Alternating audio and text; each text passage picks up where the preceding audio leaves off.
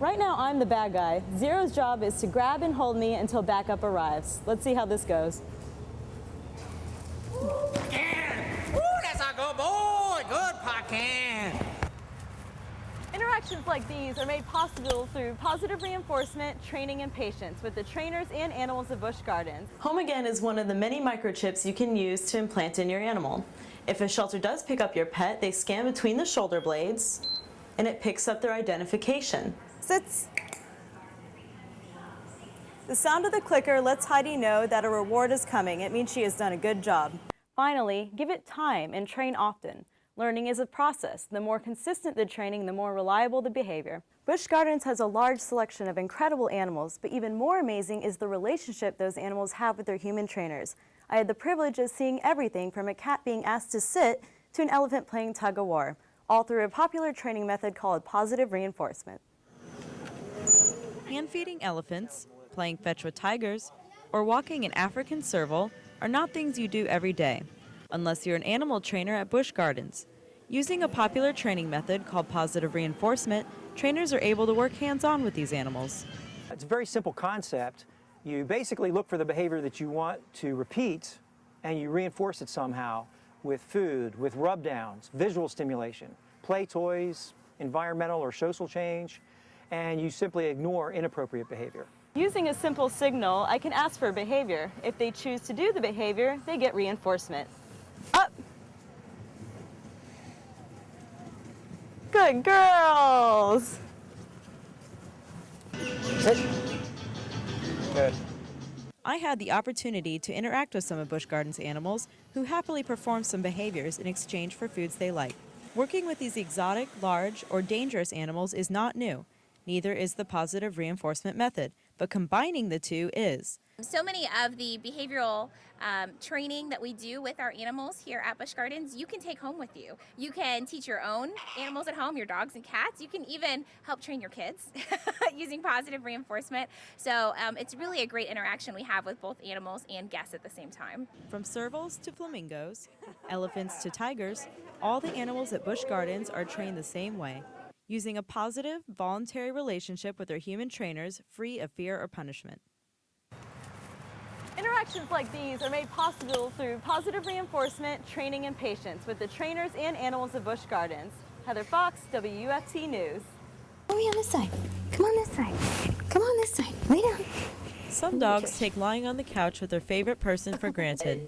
Not Reese. Daniel Pudlick adopted her for a friend 4 years ago. She says Reese appreciates the loving home and companionship they share. I think there's something different about dogs that you get at shelters, because I think they're very humble, and I think they realize the difference. You know, they appreciate the situation. So, come here. Not all animals are so lucky.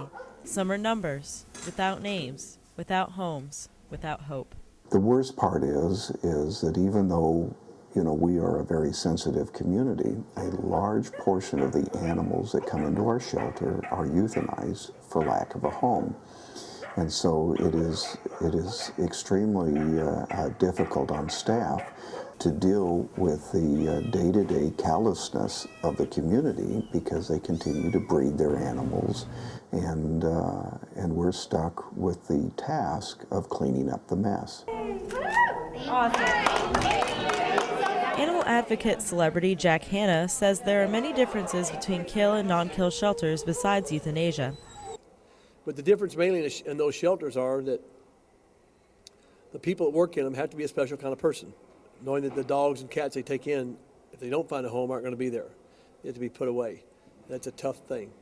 Dedicated staff work hard with all the animals, even the ones who seem beyond help. Well, one of the best things about working in a place like this is working with staff that really care about animals, and to be able to see an animal that came in that we had no hope for, to be able to see it go into a new home. For many of these dogs, it is their last chance. A lot of time, money, and care go into these animals. There's only so much room. Danielle has made room for Reese, not only in her home, but in her heart. She's a companion, but at the same time, you know, I'm never lonely, and she makes me feel safe. And you know, she's like she's a buddy. Gainesville Pet Rescue, or GPR, takes animals from shelters to euthanize and puts them with temporary foster parents until they get adopted. A lot of commitment and money go into taking animals off a list to be put to sleep onto a non-kill shelter list for adoption. People don't realize that as a nonprofit organization, we are constantly trying to raise money so that we can keep the level of care, up there that we need to provide for these animals. There are many sad endings to the millions of animals that never get a second chance, but some shelter animals can look forward to better days. Take it from the dog once known as Prissy, who went from a life of uncertainty into the lap of luxury and love. Meet King, a trained canine unit for the Alachua County Sheriff's Office. Far from just a pet and companion, he is an officer of the law. Deputy Wilcox is the head trainer for the Alachua County Canine Unit. He teaches select deputies how to train their dogs to perform law enforcement behaviors, such as finding drugs, searching for people, or patrolling an area. Here! Through positive reinforcement training, these canines are capable of incredible things, but it takes hard work and practice to make top dogs. Patience is everything in dog training. You have to have patience because it's not like training a person where we can comprehend what I'm trying to tell you. There's no speaking involved, so you have to show them every little step, and that takes a lot of time. Zero is a 90-pound German Shepherd. He is big, and it is his job to look intimidating. I'm about to find out exactly why you don't want to be on Zero's bad guy list. Once his handler gives the command, his orders are to bite. Right now, I'm the bad guy. Zero's job is to grab and hold me until backup arrives. Let's see how this goes. Ooh, that's a good boy. Good Pacan. Ooh, good boy. With such dangerous behaviors, control is important. These dogs listen to their handlers. Zero can be after someone full speed. If he is called back, he will break away without making contact. Deputies try hard to make working and training fun, like a game for the dogs, which leads to rewards if they do the correct behaviors. Zero's handler, Deputy Richard Howell, says he is fortunate to have Zero and be able to work with him in such a positive way. One of the great things is I've always got backup there, and it seems to be very important to him to make sure that I'm safe and that he gets to have his fun and play his games and take part in the job. So it feels good to see that he's happy and he's enjoying what we're doing. These dogs are not vicious, just well trained. Without the command, I can sit right next to Zero and even pet him.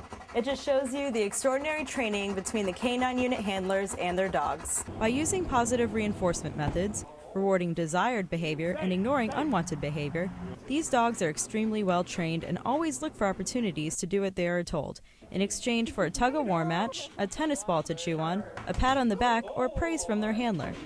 At the end of the day, all the behaviors come from a good relationship with their trainers and handlers, and an Alachua County canine can sit with a smile on his face knowing he is a good dog who has done a good job. Heather Fox, WUFT News.